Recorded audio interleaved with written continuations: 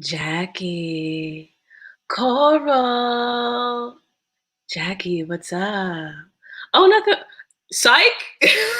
It's me. It's just me. There is no Coral. I really had you fooled, didn't I? This is weird. I'm essentially just talking to myself, and maybe people are out into the void listening. Maybe this is dangerous. Maybe I might do this forever. What's up? Is this? Oh, my... Psych. It's me. Wait, what's happening? Something is feedback is happening. Okay, I thought I was hearing voices, but it was actually me in another tab. This is a lesson about not having too many tabs open when you're doing a live stream. Wow. Anyways, it's me, Jackie B. This week we are changing things up on Skilling It. We're talking to a fantastic person about a specific topic in filmmaking right now, given the context of COVID and the Black Lives Matter movement right now. So we changed up our programming, and we have a very special guest with us this week. This is me reading her bio, because they don't pay me enough to have it memorized. But if you do want to pay me to have it memorized, let me know. I'll have my Cash App. I'm joking. Donate to the Black Lives Matter organizations instead. So, she is a Toronto-based writer, director, producer. She most recently wrote and directed the film Bitches Love Brunch, executive produced by Randall Akita and Tanya Thompson, and starring 2018 Prism Prize Lipset Thompson winner Karina Evans, our queen. The film has played in festivals all around the world. And she was also the associate producer on the telefilm feature The Lockpicker, winner of the 2017 John Dunning Discovery Canadian Screen Award. And she is now in post-production for her first short produced by her production company entitled Marathon and Black Bodies, a two-part film that follows a Black man on his marathon through life as he comes face-to-face with the realities of being Black in the 21st century. And she is currently in development for her comedy sketch series, and is that sketch series is going to be a big part of what we're going to be talking about today, because she successfully was able to get it picked up by a production company, and now they're developing it. So that's what we're going to be talking about today. And so let's invite her in, Miss Sasha Leigh Henry. Hey, she is. Jackie, I'm really sorry. That bio I sent you, I probably should have given it a once over before I sent it. No. You were reading it and I was like, no, that's not the last one. Wait, we've done other things. You know what? I will take half of the blame, because I 100% was on set for your other film. That is gonna come out soon too. Hopefully, you're in post for that. So yeah. We're equally losing it, but I make films. I'm here. We're here. That's the point, and we collectively want more people that look like us to be making films as well, and that's why we're doing this right now. So let's dive in. We have an hour. And there's a lot to cover, so let's get into it. Okay, so the topic at hand is pitching and getting your projects off the ground. You have your comedy sketch series. Give us a title. Bria Mack Gets a Life. Period. And I'll let you talk. I've talked enough. No. A little bit about your experience with that from the beginning. If you can let us know, a little bit what the project is, as much as you can let us know what it's about, and then talk about what you did to get ready for the pitch. Yeah, for sure. So it's called Bria Mack Gets a Life. It is a comedy series playing with some like kind of sketch elements. It's pretty much about a 25-year-old millennial Black woman who is kind of forced to start her life sooner than she'd like to. She ends up finding herself as the only Black woman in an all-white accounting department. And so life is made a little bit more chaotic, but also tolerable with the aid of an imaginary hype girl that's always with her as she goes through the journeys of figuring out who she wants to be as an adult. Amazing. And so you're in development with New Metric right now for the series. Yeah. Yeah. So could you walk us through what you had ready to go when you had gotten to your pitch, as well as what happened prior to the pitch that led to you going into it? So this situation, so there's a bit of backstory that I think will help kind of color what motivated me to push forward with the pitch. So when 2 years ago, kind of after making Bitches Love Brunch, I was really, I didn't really know what to do next. I had a creative partner and we decided to kind of do different things. And I was trying to figure out kind of what my next network or community would look like that I would build films from. And I decided to take 4 months and go to LA and just kind of do like an investigative trip. They often, in our industry, like LA is like the holy grail. And I was kind of like, what's really over there? Like what is really the big hype? What can actually happen if you go to LA? And I just wanted to see. And so I went with another producer that I know, and we did a road trip there, and we spent 4 months there. And one of the things that we did, I had a friend whose brother does a show at the Hollywood Improv Lab, and she had told me about this. So we had someone that kind of connected us to a bit of community. And so we had a show there, and kind of what we did was, what I did was I went to Eventbrite and I typed in director and I just scrolled through every single page for whatever classes or things that they had. And I ended up coming across, because that's the one thing I will say about LA, is because so much of the industry is there, access to kind of what would be a master class or like, a $200 ticket for us is not the same there. And by that I mean, so one of the things I found was Brent Forrester, who is the showrunner of, he was a showrunner of a ton of shows, one of them being The Office. And so he was there and he was doing what was called a comedy knowledge drop, which was this show at this place called Dynasty Typewriter, which was a 5-series show where he basically broke down how he made or wrote the script for every show he'd ever worked on. Mm-hmm. And that was like $10 per session. And so I went to that, and the last one that I went to was super informative. He asked everyone in the audience kind of like, who has an idea for a feature film? Of course, people put their hands up. He said, who has an idea for like a short? People put their hands up. He said, who has an idea for like a scene? A ton of people put their hands up. Most people put their hands up for that. He goes, great, start there. He said, who has a question about something that's stopping them from going forward with this scene idea and building it into more, even just writing it out? So I put up my hand and I said, I have this idea for a show, and I have, some of the pieces, and I have this scene really crystallized in my head, but I don't know where it goes after that. Do I need to have the whole show ready, or do I need to have all eight episodes ready with an arc and everything before I start talking to people? And he said, that's a really good question. I think that comes from Netflix is very popular, and they Notorious at one point kind of really wanted package shows that knew where it was ending when it was coming to them. Mm-hmm. And so he said, that's not necessarily the norm. If you have an idea, if you have that one pager presenting the idea and you share it with someone and they're interested, they will ask you for more. So he's like, don't ever let that be, the hindrance. So took that, that was what it was. I came back to Toronto, and I really had the purpose of just releasing Bitches Love Brunch and trying to find a home for it. And I was focused on that. And then I was really trying to figure out a way to find a proper home for it. And then I remember another person that I had connected with that was running a workshop in LA said this thing, because when I asked kind of what advice did they have for rolling it out, and he said, you seem to be overthinking it. You can't really do it wrong if you've never done it before. And so I took that advice. I gave myself a deadline, and I said by the end of October, I would try to get like either a publication or some kind of publicity to help boost the film or the film's rollout. And I didn't end up getting any. And then I had I was going to Thailand, and I was going to go there for the winter. And I decided I was going to release it right before my flight took off. I'm going to post it let it go online. I was going to be on a 15-hour flight. I wouldn't even know if I'd get Wi-Fi when I came back. So I would just see what it is after that. Mm-hmm. And so I did that, released it. It went out. It met my Instagram following audience. It was really awesome. Like, got lots of feedback from a community and people who have been following my career, even though it's my first official short being rolled out this way. And that was nice. And it was like a wonderful moment. And I was just kind of working on this idea from this one scene I had. And then my executive producer, Tanya, she was Mark and her were in a program before, and he saw her repost the film.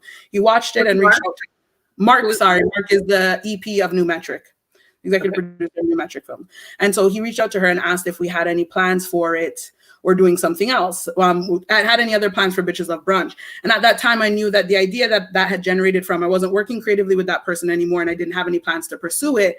But we didn't want to pass up a call where someone was inquiring about something to turn, like, you know, if we had further plans for it. So I had that idea, that scene in my head, and Tanya called me and I said, let's take the call. I'm going to throw this out there. And that's what I decided to do. And we booked the call, and he asked, like, you know, like kind of how we made Bitches of Brunch, if we had anything else or anything like that. And then I just threw out my, like the scene idea that I had in my head. I, of course, took a few days knowing that we were going to have the call to kind of frame it in some way and figure out a bit more about the idea. But I knew that the main thing was going to be that scene, because it's a scene where a Black girl's hair is getting touched by an older white woman in the office. And so it packs a lot of funny, but it talked about race in the way that I wanted to. It demonstrated that. And it also demonstrated the level of funny I wanted to go and how far and balls to the wall I wanted to go. So I knew that that was going to be the crux of what I would pitch.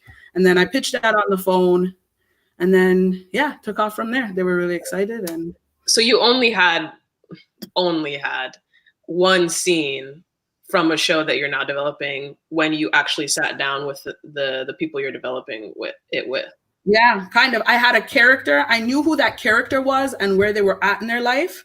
Mm-hmm. I knew what would happen. Like, I knew what was going to happen to them in order for the scene to happen. But that is all I had, was that one scene. Okay. Kind of what would that look like if you got to do whatever you wanted in response to an action, and kind of started. Yeah. So after that point, they expressed interest in the series, I would imagine.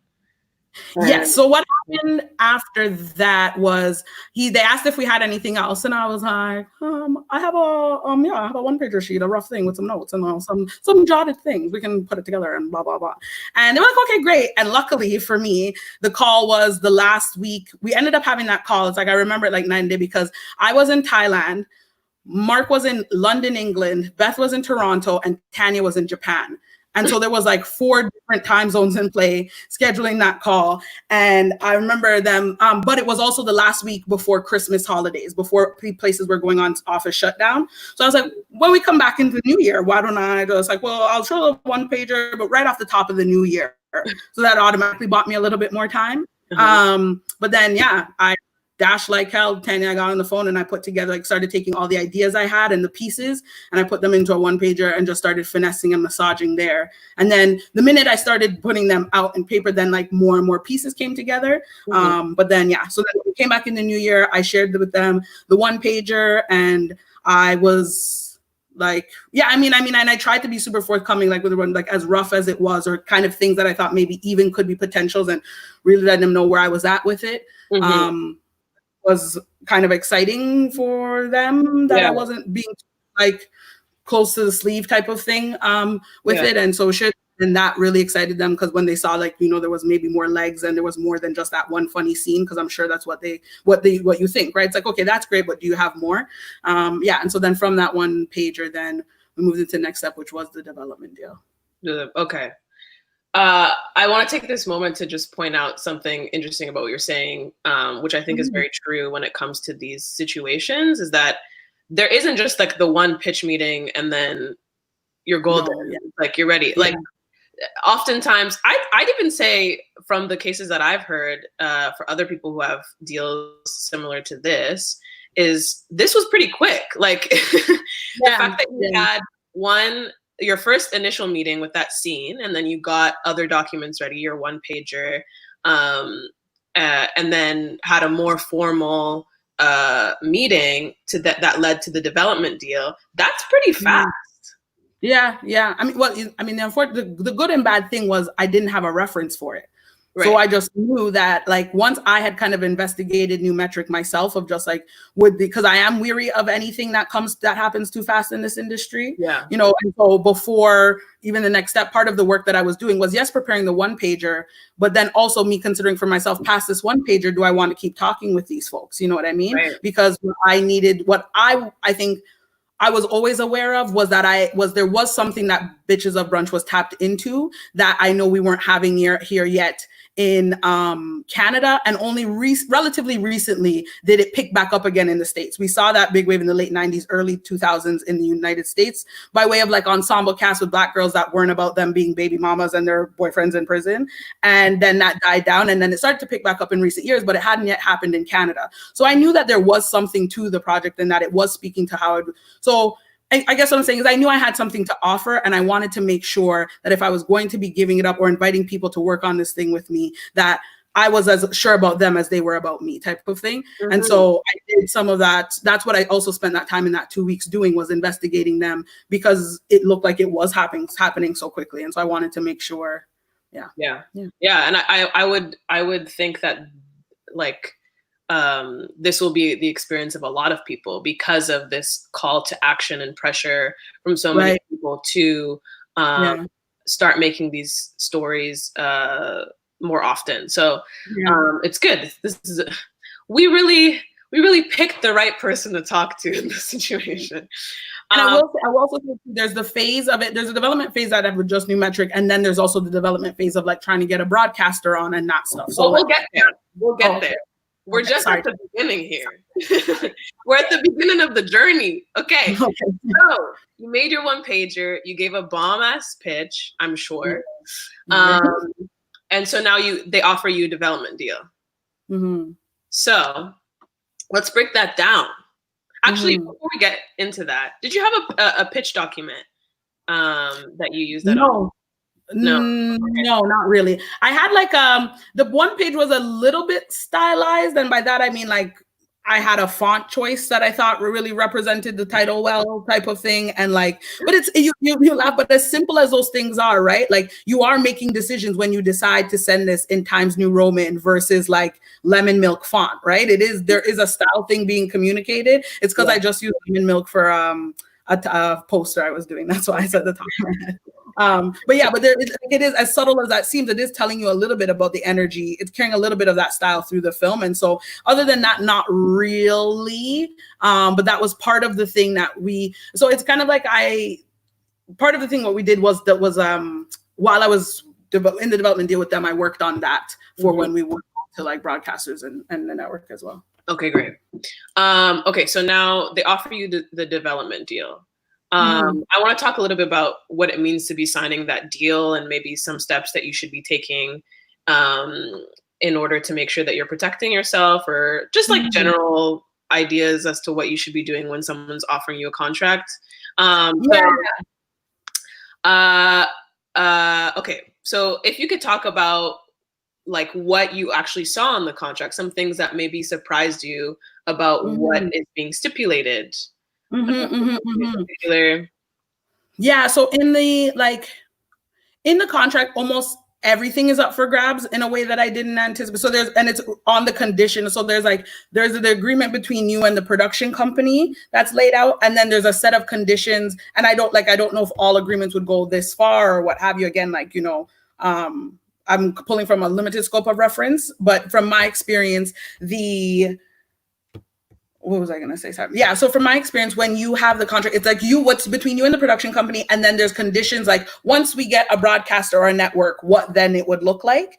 And so in the production company one, as simple as it sounds, I never expected, well, I'll say it because I didn't know it, so maybe other people don't know it. But that, like, when you find out you're going to get paid for a script, but that it is like there's intervals that it gets released. Like no matter, it could be $1,200. It's still going to have a delivery schedule of like outline. First, you'd get half of that. Then for the first draft, you'd get another 30%, and then so on and so forth.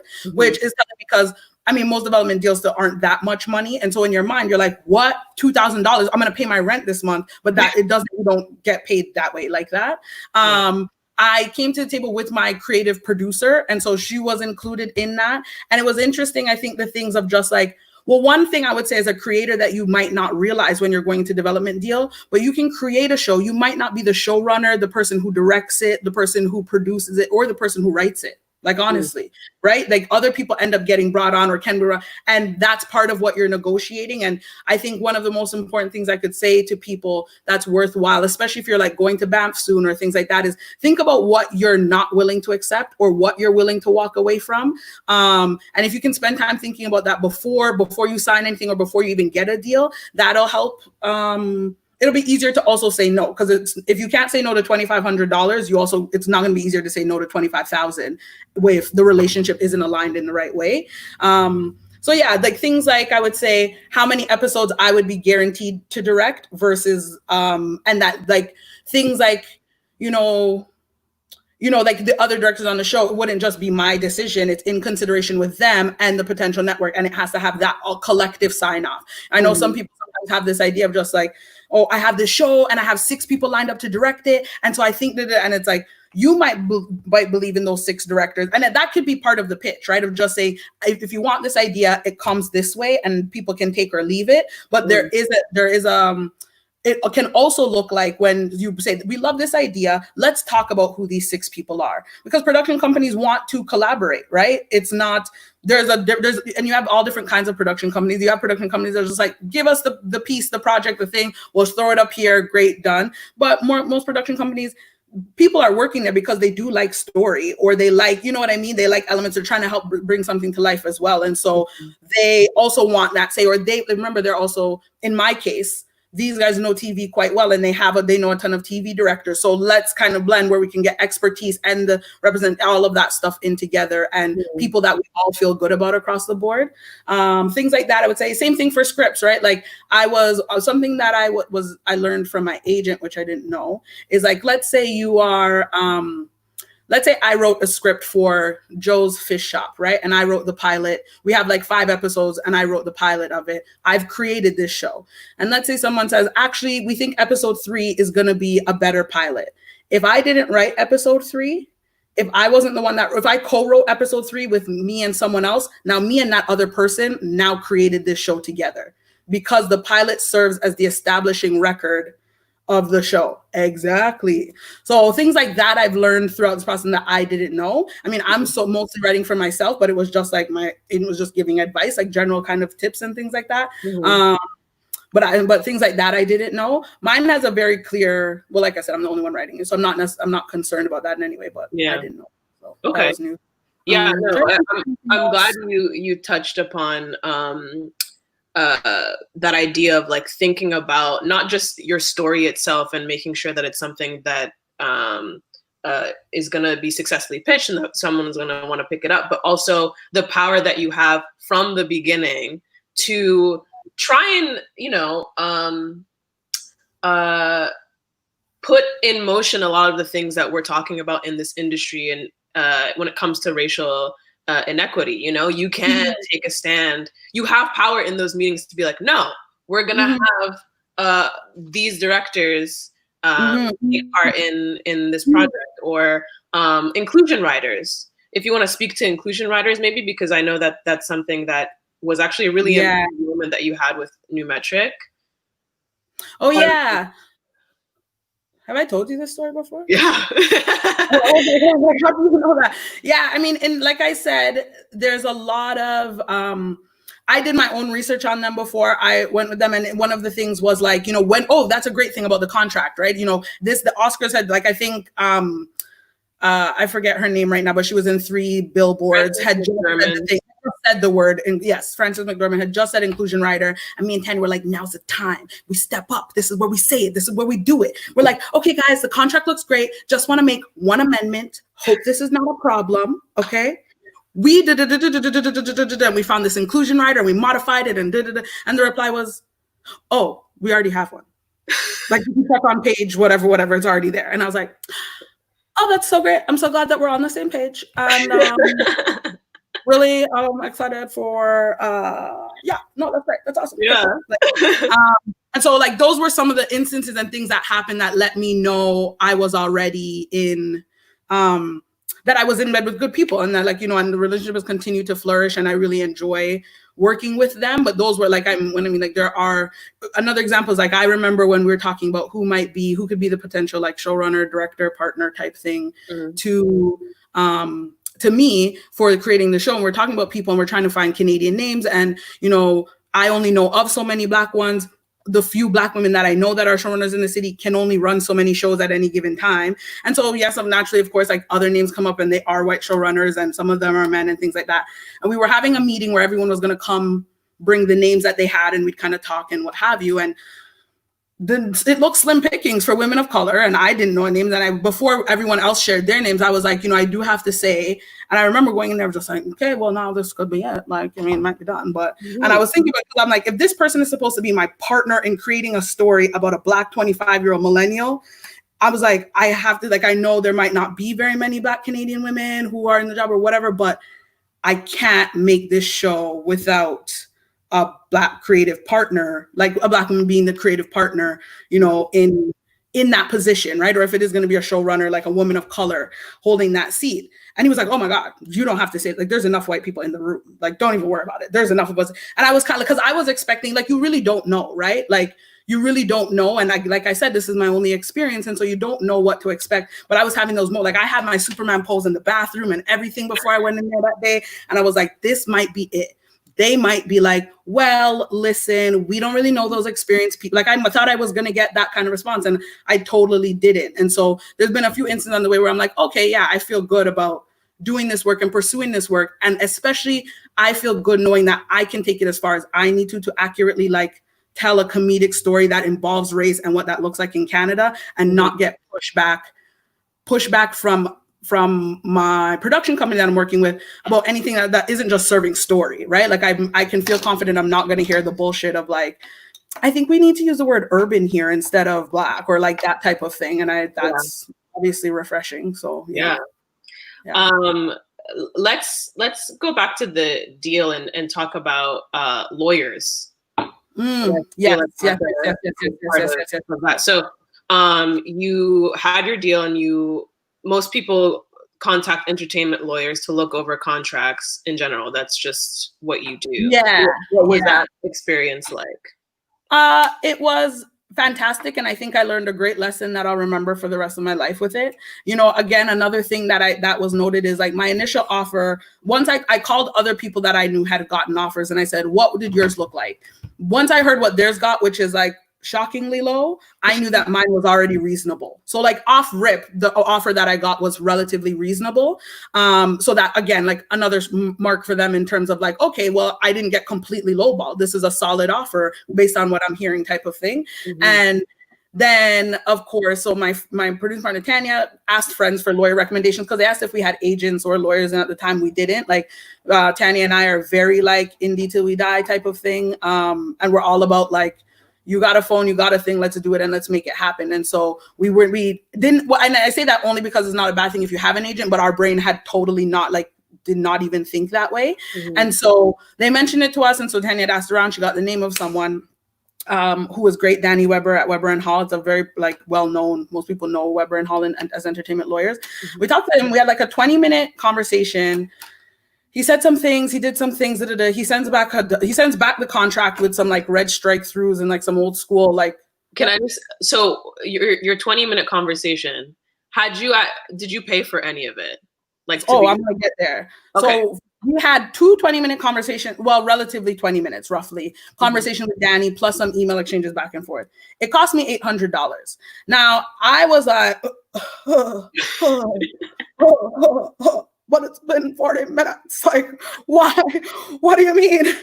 $800. Danny's expertise was able to get me more money on the deal that he essentially paid himself.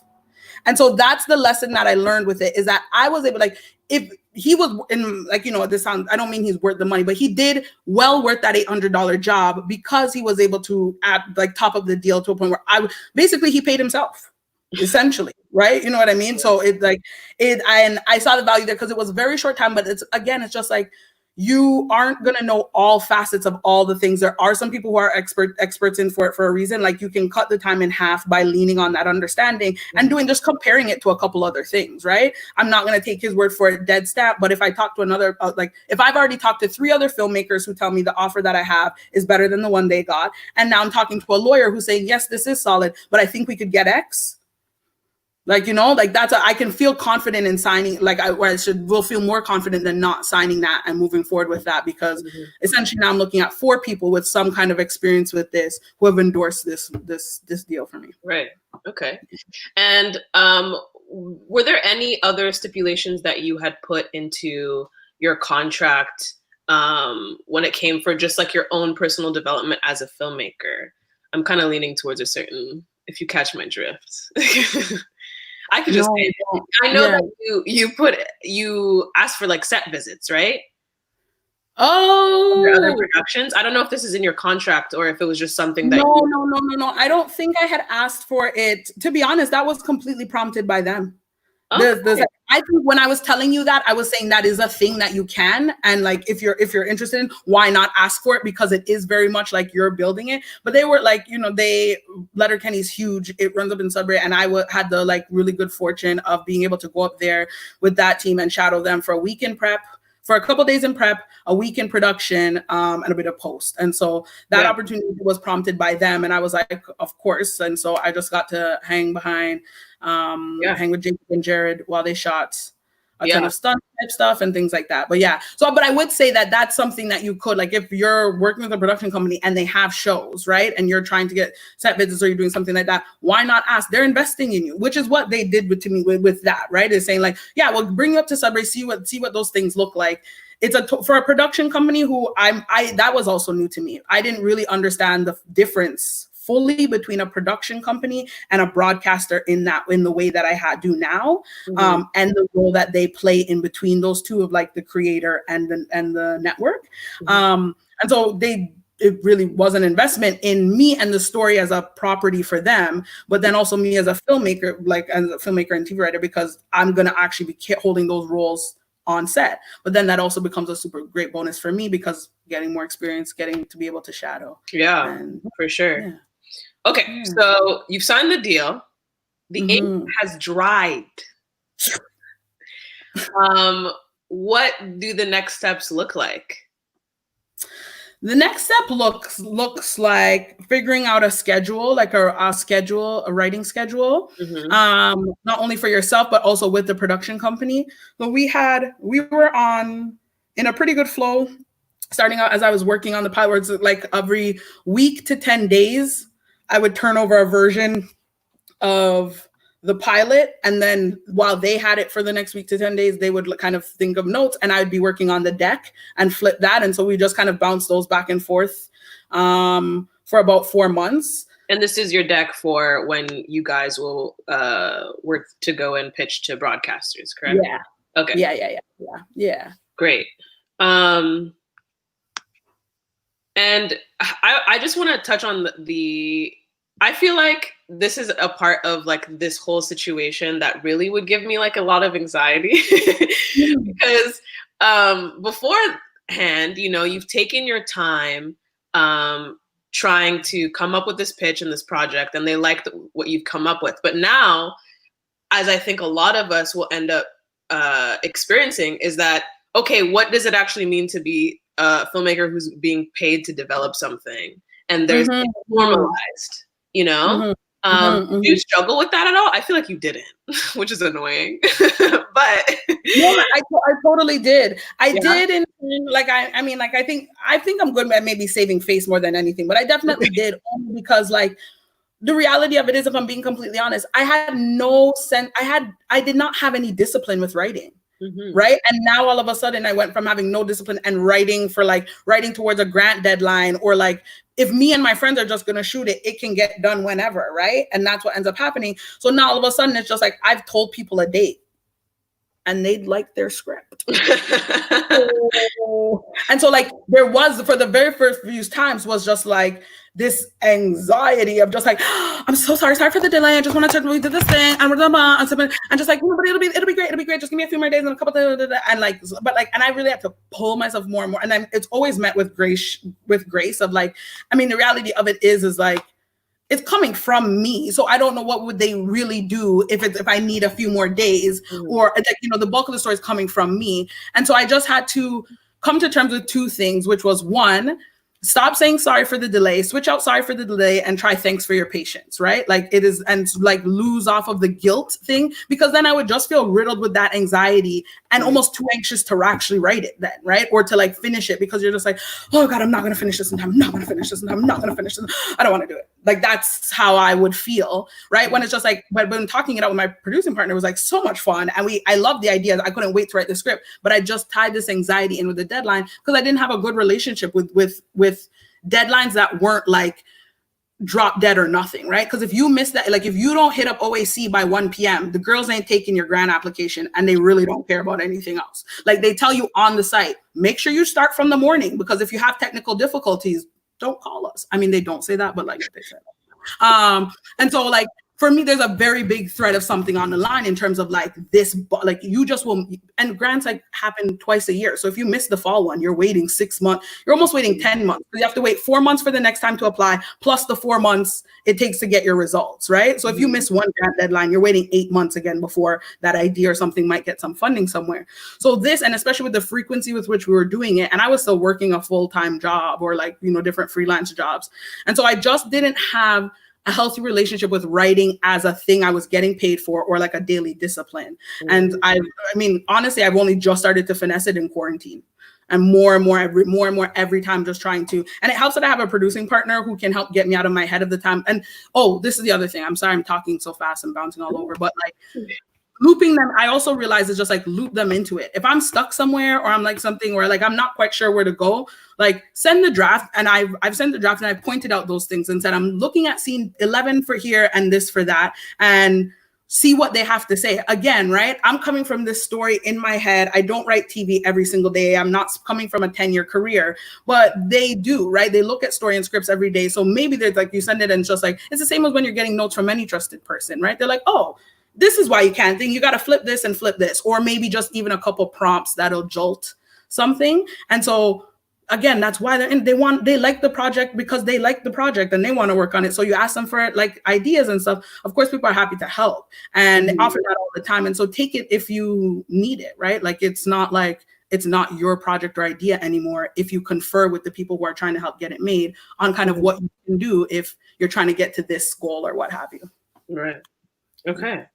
So talk to us about prepping for pitching to broadcasters. What was that like?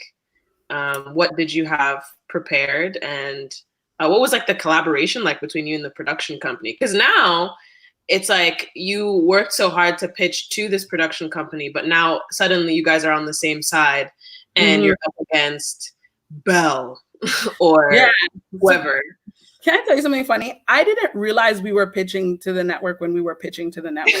Like, I didn't realize we were doing it until I was in the elevator. Because like, in that, like, so they've made shows before, right? And so they made shows, and I don't know if this was intentional on their part or not, but I thought it was very. You see it in the email? I knew we were going. I knew all of that happened, but I had met one of the executives while I was out in Sudbury, right? So it was more like, oh, so and so wanted, like, so and so said, Jordy, we want to have this meeting, talk about the show potentially. So I was like, okay, let's go talk to him about the show. He was cool, he was fun, and I went in there and but then it was like the big round table, and like, would anyone like the Starbucks or the things like that? And I was like, oh my God. Oh, we're doing it. Okay. I would love, do you have, a dragon fruit drink at Starbucks? That one? No ice, extra syrup. Like, exactly. So I didn't quite know that it was happening. This part I will be annoying with and say, like, if I'm in that place where I haven't psyched myself out, this stuff comes pretty easy to me in terms of like, talking in that room. I don't know. It's just that this constant reminder of just like, I think so many times when we go into interview spaces, pitching, anything like that, we go in there because we know what we want so badly, right? You know that you want the and I say this in general, not even just for our industry, you know you want the job so badly. You know that you need to pay your rent next month, and if you don't get it, whatever, what have you. Sometimes if you're not, that's when you're in dire straits, right? It's just like, give me the job. But if you're not in dire straits, which I wasn't, I had a job, I want this thing to find the right home, right? I'm interviewing these people as much as they're interviewing me. I want to make sure that these are the people I'm going to spend week after week after week getting notes from and stuff like that. You know, like notes when people don't understand what you're trying to do are very hard to take because you don't even know, is this genuinely is it something I'm missing with the project or is this person completely missing the mark, right? And so anytime I was going into these things, it was just like, I'm checking you out as much as you're checking me. I was very aware of, I think that like, you know, I mean, in the film industry anyways, I think that people should have been racing for quite some time to try and get more Black and diverse voices and BIPOC voices on their stuff. And I've been very aware that that was coming after we saw Oscar So White in the States. Like I thought that was going to come. And I just was like very aware that I was going to, that I just started saying like, I'm willing to walk away. Like if this, like I just worked in too many manic situations and like on event, like in event lifestyle and like production type things where you're just like run ragged and tired and that stuff, that if I get to make a show, I finally get to make my show, I want it to be with people. I don't know what this is going to be like. It's going to be challenging. Or is it going to be people that have my back? Mm-hmm. That's what I want. Is it people that I can disagree with and know that we're still on the same side? Yeah. And it sounds so big, right? But this is your baby. I don't know how many shows I'm going to get, Jackie. Which is the other thing, right? Is like sometimes you have projects that are like the meaningful ones, but I've gotten in the habit of coming up with ideas where it's like, I'm good to sell them if you want them. If anybody's watching and you want ideas, you can call me because I have some that it's like not like I need to write them or direct them or what have you. But I think this is a great concept. So if you're hungry for concepts, you should call your girl. Period. Yeah. Let it be. Yeah. Okay, so I want to hear about your deck. What did you include in it? How did you make it? Yeah. Some resources that you used in order to make it. So I'm like very much like a basic plus type person in terms of like, I don't know all the bells and whistles with Photoshop, but I can make some shit look good in PowerPoint. So I did PowerPoint. Like I went with Google Slides. It's what I knew. It's what I had. Again, just trying to stop overthinking it has been really helpful. And I started with, and we went through a couple iterations. I introduced the lead character. I introduced the imaginary character because I knew that those were going to be the two. My friend Brendan, who's an artist and writer, he said this thing to me once when I was working on a project, and it has been helpful. He said, always start with what you know. Don't start with the like, oh, but I haven't figured out. Just write down everything you actually do know, and then you can figure out there. So that's what I did. Mm-hmm. I started with the log line I had. I started with, because the show is a blend, it has some departures that kind of function like sketch type things. I'm jumping around. So I focused on the characters, the two lead ones, and then focused on explaining how this imaginary character would function in the world. Because when you hear imaginary, people's brains go all types of places. Is it like Salem the cat from Sabrina the Teenage Witch? Is it like this? Is it like that? So you want to start giving them some handles and references that start shaping for them what it's going to be in their mind as you want them to see it. And so I did that. Then I also spent some time explaining the rules of how the departure type things would work, right? So that we could, because then you could start to, constraints, I think, work best for me with creativity. So if you know what the rules are, then you know what you can break them. So deciding what those are, because again, it's a really big thing to say like, oh, we'll do some departures. What does that look like? Are they snap departures? Are they animated? Are they this? So I knew that those were two big features and two big selling features for me in the show. Like I only want to make the show if I can get departures and that type of thing. So I need to make sure whoever's interested in buying this really understands that part, because I don't want to undersell the departures. And then when I start writing, you're like, oh, we never expected this to be this much type of thing, right? Mm-hmm. Because, and that would be as fair on them as it would be shitty for me, in that if I haven't given that up front of just like this, maybe a whole third of the show looks like this kind of departure or what have you, but then I deliver a script where half of it is in some fantasy world, mm-hmm. that would throw them off. Because if you think you're in a real life, everyday kind of gritty setting and you get that, it's very different. So yeah. At this point, when you were pitching this deck to the broadcasters, did you only still have your pilot polished? Obviously you're working on the other episodes. By then we had the pilot was almost locked. So before we went into the meeting, they were sent the deck and the pilot. Okay. So that was already set up before. So that's another reason why I wasn't 100% sure kind of what that New Metric even had a pitching session though with us. Actually they did. There was us and a few other of their writers on their roster very early on, long before we were going to networks. They were bringing him in and we sat and kind of he told us some of the things that they look for. Mm-hmm. And so, and that was another reason, because I wasn't formally pitching like, here's this picture and click and that it was more like, let's get to know each other type of thing, why I didn't know about the pitch meeting. But by that time, the pilot was done. And yeah, the pilot we were ready to share with broadcasters was done. Amazing. Okay. So where are you now with the project? So you pitched it to a broadcaster or broadcasters. Yes. Go ahead. We did broadcaster interest, and I am writing. They've ordered more episodes, and I'm writing those. And then TBD. I'm still working on those. I'm going to complete that. It's been really fun seeing it all start to come together and fall into place. And then, yeah. And by ordering more episodes, you just mean that they've expressed interest and want to see more work before they go ahead. And essentially what happens is just like, what that does once they get looped in is if the production company was paying me for the pilot, once a broadcast comes in, sometimes they'll pay or they split the cost or what have you. So when they're ordering, it's like they're saying, I would like 2 of those, please. And they'll pay you for them type of thing. Okay. So is that a whole new contract then?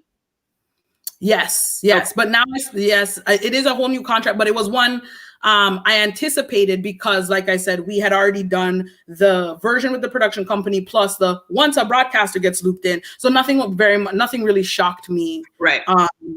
Even the rate we had already decided once we go to a broadcaster, what that bump up would look like and things like that. So nothing was really shocking me when I got the new contract. Mm-hmm. Okay. I want to switch gears to an event that's happening soon that is going to be all about pitching, actually, and is a great, well, it's sold out now, but BAMF. I'm referring to BAMF. BAMF World Media Festival, I think is the full name. And you're going to go. They are doing a virtual version of the festival right now where people who have bought tickets, they're sold out now, but people who have bought tickets are going to be able to do some of the things that you could do physically at the festival, which is these amazing speed dating pitch sessions between you and various different people from representing all kinds of companies around the world. And it's where a lot of projects kind of get their legs. So you're going. Yeah. What are you doing to prep for that? Do you have a slate of ideas? Like where's your head out in regards to that? Yeah, so I was lucky enough, I got the opportunity to spend a week in a development room that gave me some tools on how to give myself my own process to develop an idea and kind of flesh it out. And so I've been running that doing that on a weekly basis with my producing partner, Tanya. So we have 4 or 5 ideas, concepts. Some of them are bigger properties where it's like we've really fleshed out the show. Here's a concept, here's the format. And then, so there'll be, I kind of have levels for it. So for the ideas that are the big ones where it's like, she and I want to write it, I want to direct it, that type of thing, we're getting at least some kind of stylized 1-pager or a deck ready for. There's 2 projects that are like that. Then there's a series of ideas of just that could be great, like MOW type concepts or what is an MOW? Pardon? What is an MOW? Oh, sorry. Movie of the week, and Lifetime. Yeah, exactly. Lifetime Hallmark stuff. Yeah. Movies that play on cable. So there was movie of the week. So there's some that are that, which is just because there's some stuff like everything else is just you can get paid to just write the Lifetime script, and that can be how you got paid this year while you also worked on the creative things and what have you. I say that saying it's not like I'm rolling in Lifetime offers for scripts just to let everyone know. But I know some people, because I say that because so many people get into the industry and they're so gung-ho up just oh, my idea, my project till I die. Oh, whatever. No, I'm not working on anything else. And it's you gotta eat though, man. And you gotta flex those muscles, and you want to know who are those people on the inside, if that is your goal, is to make it if it's supposed to be sustainable and paid. There's some people who are the purists and are honestly, I would rather not make $1, but this just be exactly how I pictured it, which is totally fine too. But yeah, think about kind of how much you want to engage in this thing as a business versus pure art. But yeah, so I have those 2 big property ideas, then a couple of movie of the week concepts, and then just a couple 1-pagers or even just a concept sheet, I'm calling it. I don't know if that's a real industry thing. A concept sheet where it's what is it? It's a reality TV concept. Here's maybe I've come up with a kitschy title. Here's what would be the crux and the premise of it. It would be for young adult or X or what have you. And we did that knowing that if you did get one of the tickets, that there is like basically like a slate page where you can put up your slate and people who are interested can go and look and take a look and do stuff like that. And I would say like the white paper pitch or like, you know, just like a simple one pager is not like, I know sometimes you feel so, you're like, what? Just text on paper? I'm supposed to submit that for the greatest idea I've ever come with, just text on paper? But it's like, that is just sometimes what people read. You also don't want to spend forever ironing out an entire deck, concept art, and everything like that for every single idea. If every single one of them you don't plan on leading the charge with or being that writer, director, voice, because the reality is some people are going to read the first 5 lines and be like, actually, we're full on rom-coms, moving on.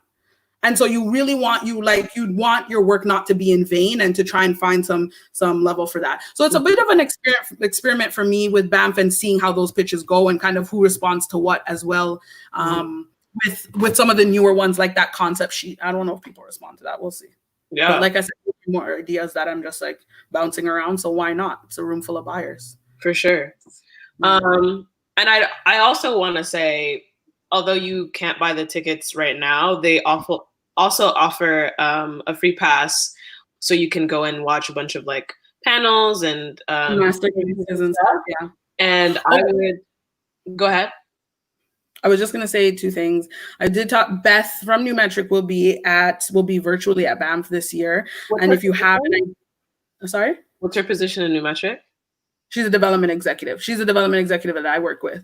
I have talked to them and they will be there. And so I encourage anyone, if you have an idea that really defies convention, that you think really runs against the grain or isn't, you know, a typical, a more traditional TV show concept or something like that, to reach out. And if you're at Banff, book one of the sessions if you can with Beth, because I know that they're open and quite genuinely to all kinds of stories. And I checked with her to make sure I could say all of this. Thanks, Beth. Yeah. Thanks, Beth. Shout out to you. I remember what I was going to say. So for those of you who may be interested in getting a free pass, or are maybe on the fence about it, I think it's still worth it just to hear what these people have to say and also get acquainted with who goes to these festivals and what kind of people you will pitch to in the future, because you will. But I also think it's a good means of taking action during this time. If they have like Q&As that are happening that you can participate in, I would say definitely flood whatever virtual text box is going to be there, asking what these people are doing to support Black and POC voices right now. Because if you look at who's going to be speaking, not the most diverse. So it would be interesting to hear what they have to say about this whole moment in time. I would also say that it's useful if you go and listen to any of the panels and stuff, just to find out what you don't know. Like, what words don't you know that you hear them talking about, and and then Google them, because a lot of what's going to happen there. I'm just realizing how different it is from like the way a film festival functions. But they might be it's going to be like a lot of insider baseball talk in terms of kind of buying and distribution and that stuff. So just like, even if you're listening, jot down the words you don't know and then go Google them or ask a friend kind of what does that mean. For sure. Or in the coming episodes of Skilling It, you can put it in the live comments and we can answer them for you. Yeah. Okay, so we don't have much time left, but I wanted to touch upon one thing, which is acquisitions that will most likely also be happening a lot now that this is all happening. So using Bitches Love Brunch as a case study, because it was acquired by CBC after it was released, after you posted on Instagram and everyone was like, brah, brah, brah. I knew she was big. Yeah. All the cousins were on your feed like, girl, I remember when you were crawling around. Anyways. Yeah. So I wanted to hear a little bit about that experience, because I'm sure that's kind of a lot of the ways that broadcasters are going to be playing catch up because of what's happening. So what can Black creatives expect when it comes to broadcasters now pitching to them to get their work. Oh, that's a good one. I mean, I imagine you're very right. It might look like open calls type of thing. I always listen. I'm a big fan of a genuine letter. Like I reached out after through Black Women Film Canada, where I met Jackie. Shout out Black Women Film. Hey Ella. We had met with some people at CBC. I realized I had mutual friends with someone. Kind of followed up with them. Got the contact for the person who does acquisitions for short, because I realized like Bitches of Brunch, it ain't making $1 on Vimeo. So I was like, why not? Right. I got this contact and I was like, why not? But I just wrote a letter kind of telling, I always like, you know what, I think one of the best things you can do for the film, for pitching your film to for people acquisitions or film festivals, is know and accept and be realistic about what your film is. And in that, I will say, how I pitch Bitches of Brunch is I say, this film is radical in its simplicity. You have to understand the climate of the world and what media looks like for Black people and representation to appreciate that this is just 4 girls shooting the shit on a bench, and their biggest concern right now is that they don't have money for brunch. Like that's their biggest concern. And that you like, you know, and so that's what kind of how I set it up. So I'm framing as I'm sending it to you. So versus not sending anything and saying, hey, I would really hope that if you could check out my film, you know, I've been in Toronto, and they watch it and they're like, okay, what's happening here? But when I tell you why this is important and I say, listen, yeah, I'm going to call out exactly why you might not want this film. You might think it's too simple, but that's exactly why you should play it. Because every other image Black women see of themselves is riddled with strife and a lot of struggle and grief. So let's have something fun and with levity in it. And so I was like, and even then, because then that also helped me with festivals of knowing where to apply, right? You know, it's just like, what festivals are going to appreciate this? What demographics are going to really respond to that? Knowing then if that's the biggest selling point of the film, that and the name. So every time, like, again, you have to figure out what works for you. I know the film is Bitches Love Brunch. People love that title. As soon as I say the film name, people start smiling. So my film, it isn't like, are you interested in acquiring short films? That's not the subject line. The subject line is Bitches Love Brunch at CBC. Because if you don't look at any other email in your inbox, you're curious what the hell Bitches Love Brunch at CBC is, right? Yeah. I'm trying to just buy a minute of everybody's time, minute by minute, Jackie. So if I got the title to get you to open it, I need a powerful opening line to get you to the next line to get you to that link. And then do what it takes.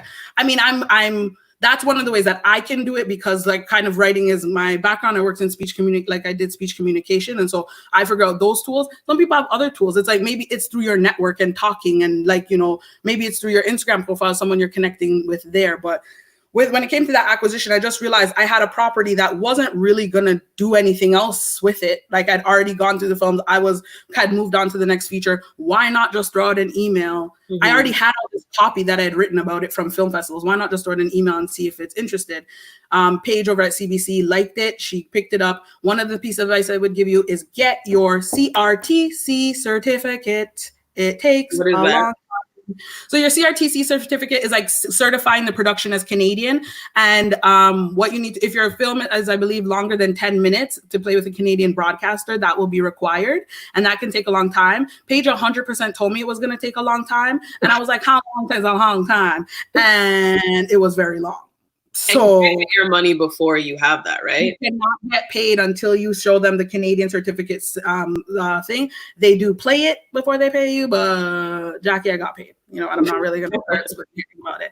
So yeah, I would say so. And the reason why I would say that is like, start it when you're starting the production for your film. What's required is basically each key person signing something declaring that they're Canadian, or proof of their citizenship or permanent residency or something like that. And not everyone is required, but certain key roles. It's a point system, right? And you need to meet, I think, at least 8 out of 10.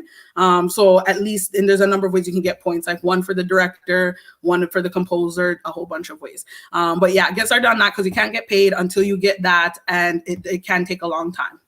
Okay, well, to finish up, the other thing is I had to take it off of Vimeo in order to put it up, in order to be able to sell it to CBC. Yeah. So it's not available 2 places. Yes, that's actually a very big point. As I noticed, like a lot of people posting their work online nowadays, or old work.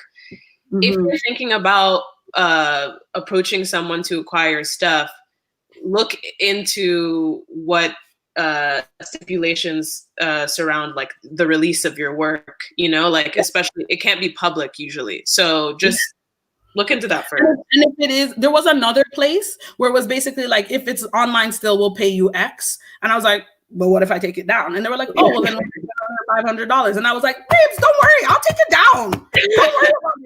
It's gone. Don't worry about it. Come on. Don't worry about it. So, yeah. Okay, so to wrap up, can you tell us a little bit about July 7th's blackout? Coral, I'm gonna put up the graphic that I made. Look at that. So July 7th, I came across a campaign for a blackout on July 7th, asking people not to spend $1. As I've been thinking more and more, I've heard a lot of things, some saying, that's too far away and what have you. I think that it gives us a lot of time to work towards not spending any money at any of the big conglomerates, the major companies, and bring back money local. So that's what I'm encouraging everyone to do. Keep your money in your pockets. I think each of us have really lost track of when we're following, what's going on with the world. So much of it is driven by money and the bottom line. And that's created so much divisiveness. And I really think that we can start focusing, and the change we want to see happens right where we are. Kelly, who's in your corner this week, says, make ripples where you are. And I think it's really about taking the money that we're giving away to the Targets and the Walmarts and those big box brands and bringing it right back to the people and the farmers that are right here in our neighborhoods and in our backyards. So many businesses have been ravaged by COVID, riots in the States. Let's start and bring that money back to them. So July 7th, don't spend $1. If you are going to spend with a Black-owned business or a BIPOC business. Yeah. I have a link to Sasha talking more in depth about that whole day on her Instagram in my link tree that's on my Instagram bio. Anyways, it's all online. We'll put links in the description of this video. It's all available. So thank you so much, Sasha. Thanks for having me. Yes, you are amazing. And I'm sure that anyone that didn't already know who you are, they're definitely going to look into you and watch Bitches of Brunch on CBC Gem. Yes. If you're going to Banff, then definitely meet up with Sasha and hear all about her MOWs and her concepts that she doesn't care about, but she's ready to get money for. I think they're great. I'm Jackie. You can only write and direct so much stuff, man. The world needs content, ideas. Some people are ideas people, and I'm one of them, Jackie. So if y'all want it, I got it. Period. And as you mentioned, the person that I have on my corner this week is Kelly Fife Marshall. Filmmaker. So that video should be up right after this. And what a great talk. Thank you. This was good. It was very positive. I'm very excited. I feel really good. Thank you. You too. Okay. Well, this is it. Coral, take us out. Bye. Bye. Bye.